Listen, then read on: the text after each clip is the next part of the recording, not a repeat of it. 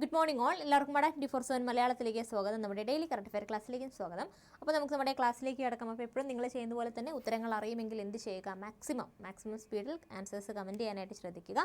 ഒന്നാമത്തെ ചോദ്യത്തിലേക്ക് നമുക്ക് കിടക്കാം. ഒന്നാമത്തെ ചോദ്യം ഇതാണ്: കേരളത്തിലെ ഏത് ജില്ലയിൽ നിന്നാണ് ഗോംബസ് സാമൂരിനോറം എന്ന പുതിയ ഫംഗസിനെ കണ്ടെത്തിയിരിക്കുന്നത് എന്നുള്ളതാണ് ക്വസ്റ്റ്യൻ ക്ലിയർ ആണല്ലോ. കേരളത്തിലെ ഏത് ജില്ലയിൽ നിന്നാണ് ഗോംബസ് സാമൂരിനോറം എന്ന പുതിയ ഫംഗസിനെ കണ്ടെത്തിയിരിക്കുന്നത് എന്നുള്ളതാണ് ക്വസ്റ്റ്യൻ. ആൻസർ അറിയുമെങ്കിൽ പെട്ടെന്നൊന്ന് ആൻസർ കമൻറ്റ് ചെയ്യുക കേട്ടോ. എവിടെ നിന്നാണ് കണ്ടെത്തിയത്? ആൻസർ എന്താണ്? ഉത്തരം എന്താണ്? ഉത്തരം ഓപ്ഷൻ ഡി ആണ്, വയനാട് എന്നുള്ളത് ഓർത്തിരിക്കുക കേട്ടോ. അതിൻ്റെ പേരെന്താണ്? ഗോംബസ് സാമൂരിനോറം അല്ലേ? ഗോംബസ് സാമൂരിനോറം എന്നാണ് പേര്. ഗോംബസ് സാമൂരിനോറം എന്നാണ് പേര്. ഈ ഒരു പേര് എന്തിനായിട്ടിരിക്കുന്നതെന്ന് വെച്ച് കഴിഞ്ഞാൽ സാമൂതിരിമാരോടുള്ള ബഹുമാനാർത്ഥമാണ് ഇങ്ങനെ ഒരു പേരിട്ടിരിക്കുന്നത് എന്നാണ് പറയുന്നത്. അപ്പോൾ ഒരു ഫംഗസിന്റെ പേര് ഓർത്തിരിക്കുക. എന്താണ്? ഗോംബസ് സാമൂരിനോറം എന്ന പുതിയ ഫംഗസിനെ കണ്ടെത്തിയിരിക്കുന്നത് എവിടെ നിന്നുമാണ്?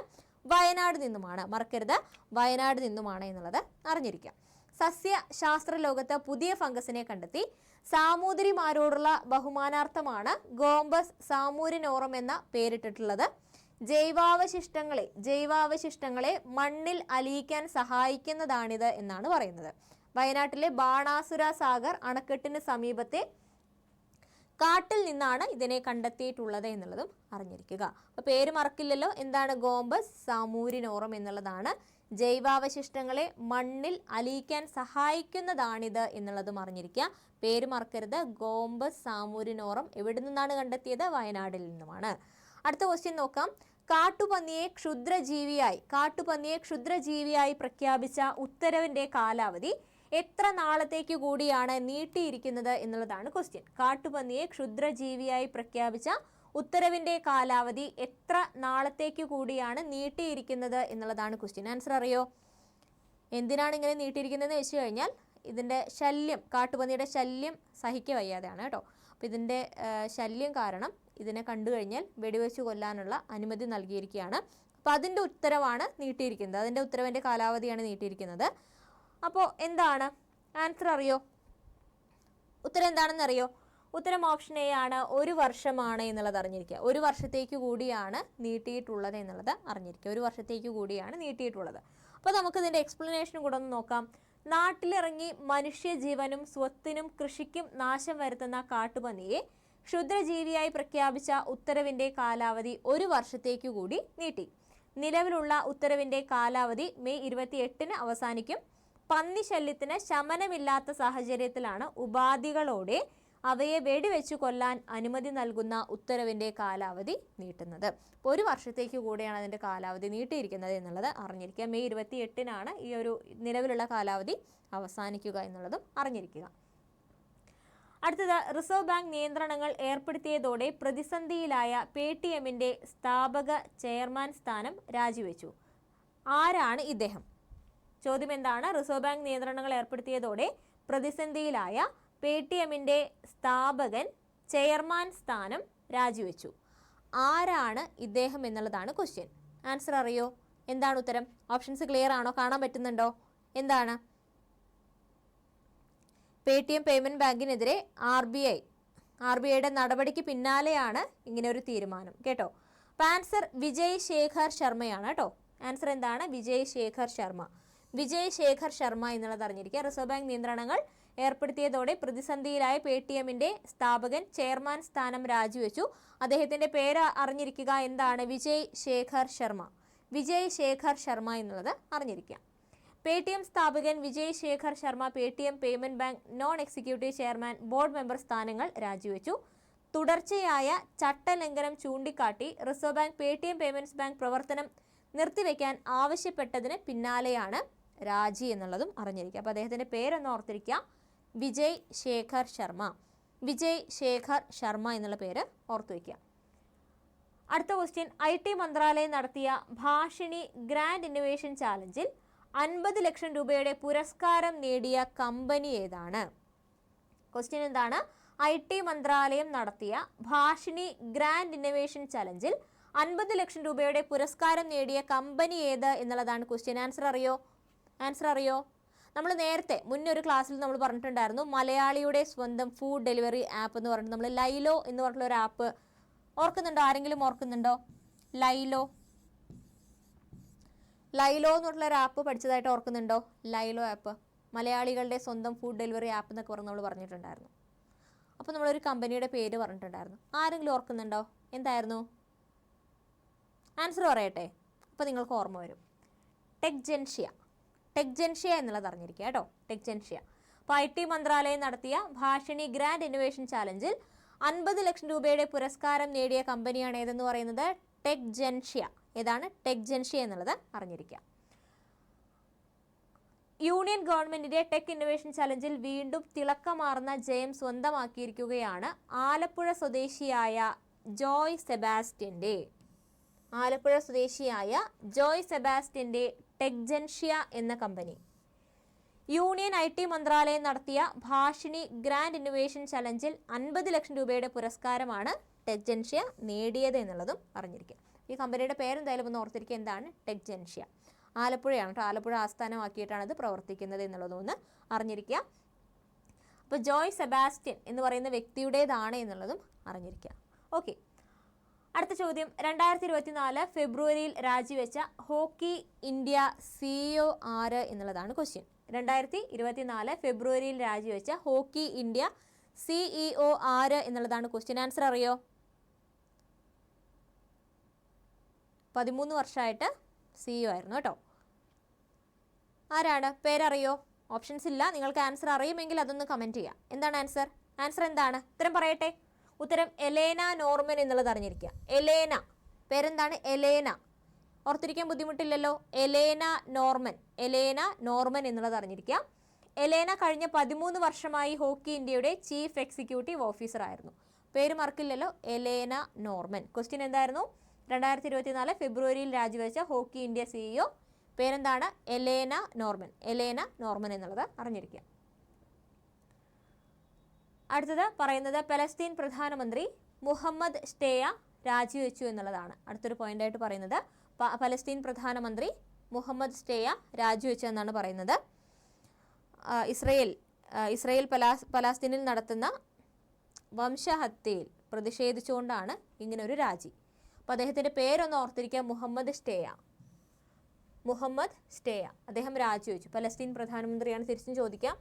മുഹമ്മദ് ഷ്തേയ എവിടുത്തെ പ്രധാനമന്ത്രിയായിരുന്നു എന്നുള്ളൊരു ക്വസ്റ്റ്യൻ തിരിച്ചും ചോദിക്കാം. പറഞ്ഞിരിക്കുക പാലസ്തീൻ അല്ലേ? പാലസ്തീൻ പ്രധാനമന്ത്രിയാണ് അദ്ദേഹം എന്നുള്ളത് അറിഞ്ഞിരിക്കുക. പേരെന്താണ്? മുഹമ്മദ് ഷ്തേയ എന്നുള്ളത് ഓർത്തിരിക്കുക കേട്ടോ. പാലസ്തീൻ പ്രധാനമന്ത്രി മുഹമ്മദ് ഷ്തേയ രാജിവെച്ചു. അടുത്ത ക്വസ്റ്റ്യൻ. 2024 ഫെബ്രുവരിയിൽ ലോക്പാൽ അധ്യക്ഷനായി നിയമിതനായത് ആരാണ്? 2024 ഫെബ്രുവരിയിൽ ലോക്പാൽ അധ്യക്ഷനായി നിയമിതനായത് ആര് എന്നുള്ളതാണ് ക്വസ്റ്റ്യൻ. ആൻസർ അറിയോ? എന്താണ്? ഉത്തരം എന്താണ്? 2024 ഫെബ്രുവരിയിൽ ലോക്പാൽ അധ്യക്ഷനായി നിയമിതനായത് ആരാണ്? എന്താണ് ഉത്തരം? എന്താണ് ഉത്തരം? പറയട്ടെ. ഉത്തരം ഓപ്ഷൻ എ ആണ്. ജസ്റ്റിസ് ഖാൻവിൽക്കർ എന്നുള്ളത് അറിഞ്ഞിരിക്കുക കേട്ടോ. പേരെന്താണ്? ജസ്റ്റിസ് ഖാൻവിൽക്കർ എന്നുള്ളത് അറിഞ്ഞിരിക്കുക. ചോദ്യം എന്തായിരുന്നു? 2024 ഫെബ്രുവരിയിൽ ലോക്പാൽ അധ്യക്ഷനായി നിയമിതനായത് ആരാണ്? ജസ്റ്റിസ് ഖാൻവിൽക്കർ ആണ്. പേരോർത്തിരിക്കുക. ജസ്റ്റിസ് ഖാൻവിൽക്കർ എന്നുള്ളത് അറിഞ്ഞിരിക്കുക.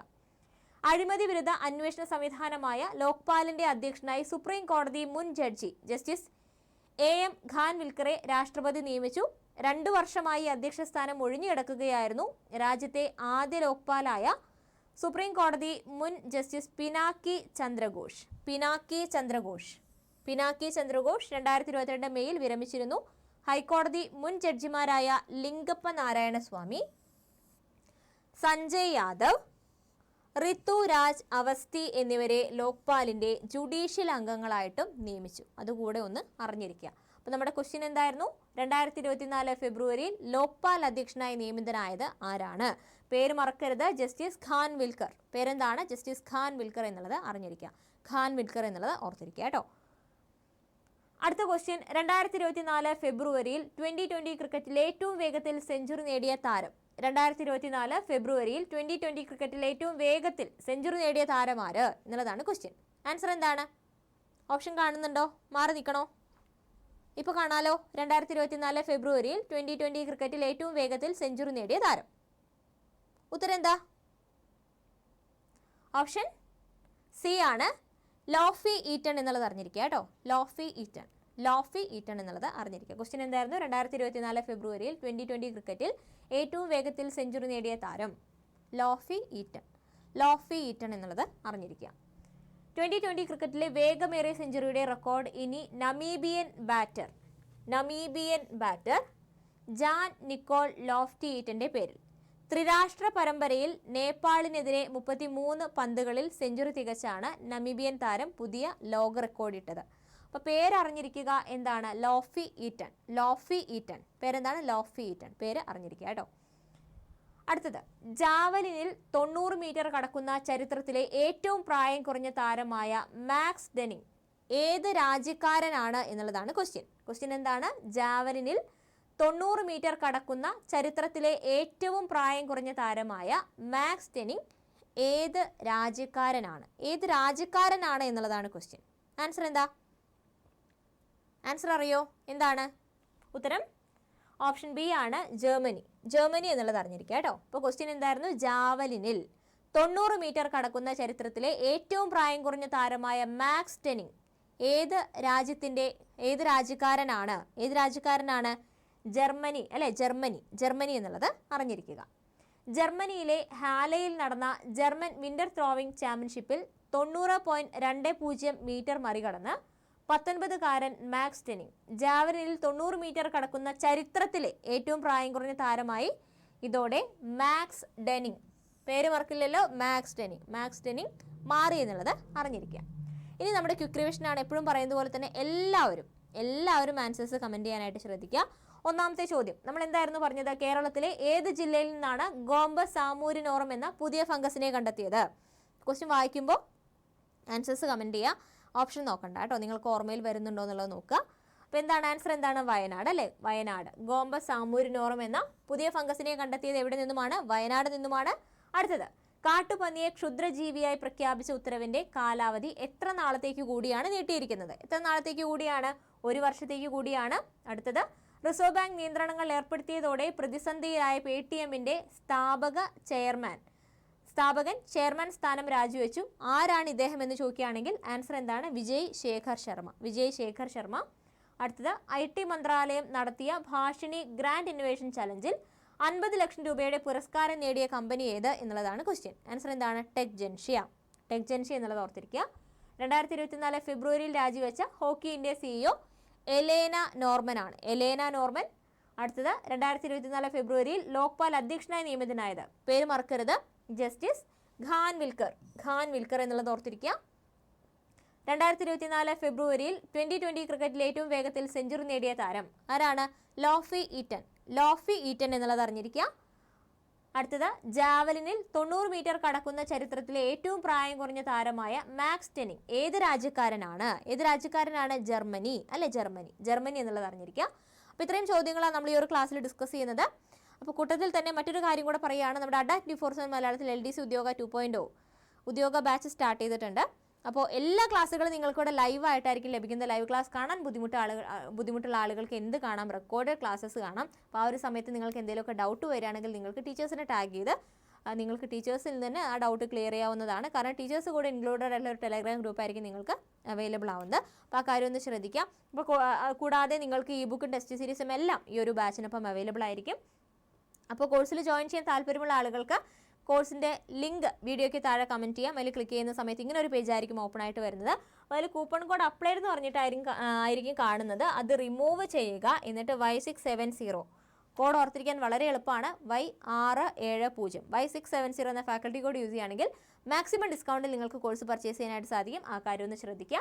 അതുപോലെ നമ്മുടെ ആപ്പിൽ ഒരുപാട് ഫ്രീ കണ്ടന്റ് അവൈലബിൾ ആണ്. അതൊക്കെ നിങ്ങൾ എന്ത് ചെയ്യുക? മാക്സിമം യൂട്ടിലൈസ് ചെയ്യാനായിട്ട് ശ്രദ്ധിക്കുക കേട്ടോ. ഒരുപാട് എക്സാംസ് അതിൽ കിടക്കുന്നുണ്ട്. നിങ്ങൾക്ക് കറണ്ട് അഫയേഴ്സ് മലയാളത്തിലാണെങ്കിലും ഇംഗ്ലീഷിലാണെങ്കിലും എല്ലാം കിടക്കുന്നുണ്ട്. അപ്പോൾ അതൊക്കെ മാക്സിമം യൂട്ടിലൈസ് ചെയ്യാനായിട്ട് ശ്രദ്ധിക്കുക. ഓക്കെ, അപ്പോൾ അതിനുവേണ്ടി നമ്മുടെ ആപ്പ് ഡൗൺലോഡ് ചെയ്യാനും മറക്കരുത്. നമ്മുടെ ടെലഗ്രാം ചാനൽ ജോയിൻ ചെയ്യാൻ ആരെങ്കിലും ഒക്കെ ഇനി ബാക്കിയുണ്ടെങ്കിൽ ജോയിൻ ചെയ്യാനായിട്ട് ശ്രദ്ധിക്കുക. അപ്പോൾ അടുത്ത ക്ലാസ്സുമായിട്ട് നമുക്ക് വീണ്ടും കാണാം. താങ്ക്